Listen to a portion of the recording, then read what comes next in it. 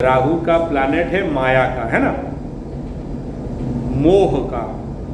और जो चीज आपको दिख रहा है बाहर से, वो चीज प्रैक्टिकली अंदर नहीं रहता है। Rahu is the planet of illusion, ठीक है। और मेष राशि के लिए तो महाकाल है, छोड़ता नहीं है, बहुत कुटता है, ठीक है। मुंह में कुत्ता मुता नहीं देगा तो छोड़ता नहीं है। सिंह राशि और मेष राशि के लिए राहु इतना कुटाई पिटाई करता है कि क्या बताएं, ठीक है। तो भय विभ्रमम सर्वशून्यम, ठीक है।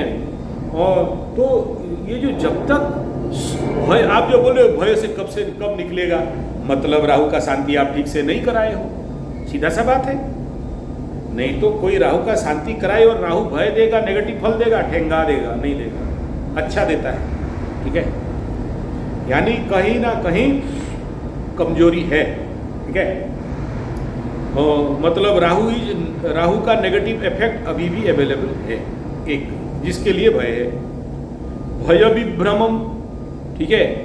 विषम आपद, तो विष क्रिया करता है, यानी कुछ ना कुछ पक्का खिलाया है, या खाई है या खिलाया है, खाया है, जिसके कारण ये पागलपन बढ़ा है, ठीक है।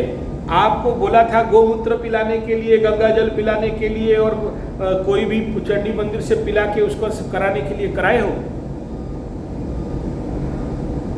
पिला दिए हो। गंगा जल, गोमूत्र, अर्क, ये सब पिलाना हो चुका है आज।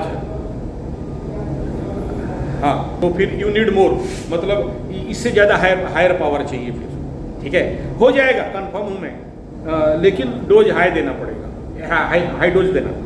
मतलब ये 10-20 mg का नहीं है, 650 mg का कूटना पड़ेगा। चलो, गोमूत्र और कहीं से भी मिल जाए, कुछ नहीं मिला तो आसपास थोड़ा सा देख लीजिए, पंचगव्य उपचार केंद्र आपके आसपास जरूर होंगे, उनको कांटेक्ट करके कहीं से भी गोमूत्र अर्क ले आइए, ठीक है। और उसको जब भी मौका मिले तो पिलाते रहना। गोमूत्र को भी राहु कहा गया है, ठीक है। और ये देते रहना है। और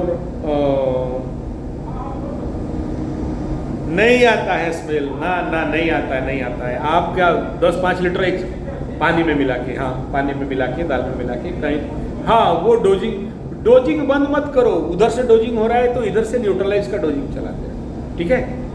और क्या बोलता, आखिरी राहु क्या बोलता है, सर्वशून्यम, जब तक सब कुछ नाश नहीं करते तब तक छोड़ता नहीं है, ठीक है।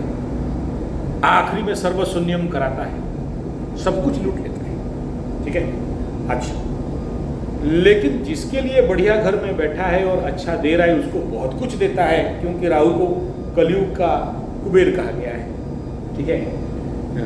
लेकिन अगर आप बताओ कोई अपना सारा ऊर्जा, शक्ति, ताकत, रज, बीर्ज किसी रखेली के चक्कर में डाल दे तो उसको क्या देने वाला है, ठीक है। तो अब दूसरा प्रश्न बिंदु ये है कि कब तक पर राहु जब इमोशनली किसी को अटैच कराता है ना, तो इतना अटैच करा देता है कि भूलना मुश्किल होता है। राहु माया आविष्ट है, और जब तक राहु का एनर्जी को नहीं काटते हो तब तक आप राहु से किसी को नहीं बचा सकते, ठीक है।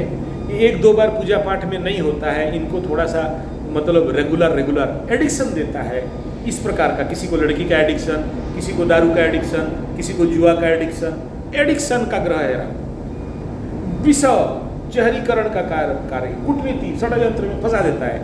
और अष्टम का तो ऐसे फंसाता है कि निकालना मुश्किल करता है। तीसरा का राहु इतना घुमाता है, छोटा यात्रा कराता है कि एक जगह में बैठने नहीं देता है। These are all basic impact. लेकिन इस राहु को अगर आप रेगुलरली थोड़ा सा बढ़िया से डोजिंग इंजेक्शन दे देते हैं ना, लाइक आपका एलोपैथी टैबलेट मेडिसिन, और कुछ नहीं है। एक टैबलेट काम नहीं दिया तो हायर डोज बढ़ाओ, नहीं दिया तो और हायर डोज बढ़ाओ। मेडिसिन काम नहीं दिया तो इंजेक्शन कूटो, इंजेक्शन काम नहीं दिया तो सलाइन में कूटो, नहीं हुआ तो फिर केमो कूटो, ठीक है। चलते रहता है। हायर डोज काम देगा, बाप बोल के देगा, इसमें कोई दो राय नहीं, ठीक है। बट बात शर्ते याद रखना, न्याय होना चाहिए, ठीक है। न्याय का मैटर है तो फंस गया आदमी, ठीक है। अन्याय का मैटर हो गया, क्योंकि राहु अन्याय कर भी दे 1 मिनट के लिए तो शनि जब आएगा गर्दन पकड़ लेगा। मतलब आप जैसे मेरे को बात कर रहे हो ना, आप जिससे बात कर रहे हो, ऐसे ही एक रखेली बात कर रही थी कि मेरा पति उसका वो दूसरा। मैं बोला अबे हो ही नहीं सकता, गलत बात कर रहे हो, तुम रखेल हो, वो पत्नी है, बोलो। तो चौंक गई, बोला आपको कैसे पता चला?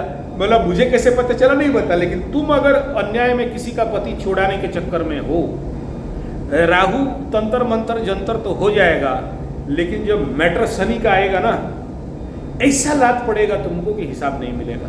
तुम मुझे मेरा पीछा छोड़ दो। उसको मैं ये बात बोला। तो अगर न्याय में हो, धर्म में हो, अग्नि में साक्षी रखे हुए हो और आप अपना पति धर्म पति कर्म निभा रहे हो, फिर तो ब्रह्मा विष्णु महेश्वर आपके ऑन फेवर में ही हो सकते। ठीक है, तो मैं इतना ही कहूँगा कि अब थोड़ा सा 27 का गेम, मतलब 26 का पूरा गेम हो जाने दीजिए, फिर देखिए बहुत कुछ घटना घटने वाला है। 26 में इतना घटना तो शायद 25 और 27 में भी नहीं घटेगा, इतना घटना दिख रहा है मेरे को। बड़ा सारा कंजक्शन हो रहा है, एक साथ मिलकर ठोकाई पिटाई हो रही है, एकदम भड़ाभड़ होने वाला है। मतलब अभी वो 6 राउंड का फायरिंग नहीं होगा, ये AK-47 जब गजगजी चलेगा ना, इधर से मंगल राहु अंगारक, उधर से ग्रहण योग, फिर उधर से शनि मंगल, फिर उधर से काल सर्प, फिर उधर से गुरु चांडाल। मतलब एक साथ इतना 2026 को इंसान कैसे संभलेगा, कहाँ से संभलेगा, ये तो भगवान को ही पता है। देखो आगे आगे होता है क्या। अभी तो ट्रेलर चल रहा है, फिल्म अभी बाकी है। ठीक है, 100% आएगा, 100% आएगा, बाप बोल के आएगा। अभी आएगा नहीं, मैं बता दे रहा हूँ। गुरु मेष राशि का पंचम में, किसी का भी पंचम में जाता है, सप्तम में जाता है, नवम में जाता है। ये 3 पॉइंट होता है हर एक 12 साल में। गुरु उस व्यक्ति के अंदर पुराना ज्ञान को याद करवाने का। हिंदी फिल्म में देखियो ना, लास्ट में समझ में आता है और फिर अपना घर बचाता है। तो वो 3 टाइम मिलता है, ये 5, 7 और 9। भले 7 में उतना नहीं होता है, लेकिन 5, 9 में हो जाता है। लेकिन इस बार 5, 9 में तो पूरा गुरु चांडाल को क्रॉस करेगा। केतु क्रॉस करने के बाद गुरु थोड़ा सा साफ सुथरा होगा, उस समय बहुत कम समय के लिए ज्ञान उदय कर देगा तो कर देगा। लेकिन 7.5 में ज्ञान उदय होता नहीं है, परम पागलपन करते हैं, महामूर्खता करते हैं और सर्वशांत होते हैं। ये बोला ना, स्कूल फीस ट्यूशन फीस देने के लिए पैसा नहीं होता है, मोबाइल स्विच ऑफ करके घूमते रहते हैं, छुप छाप के घूमते रहते हैं। ऐसे लोगों को जब शनि दौड़ाता है ना, और इनके नाम पे वारंट आता है, मेरे पास ऐसे बहुत से केस, मकर वालों का भी कुछ केस था, वारंट आता है ना, छुपते छुपाते इसका घर उसका घर जंगल बिल में लुचते हैं, जा छुपते हैं जाके। तो आया नहीं, अभी आएगा, फिल्म बाकी है। ठीक है।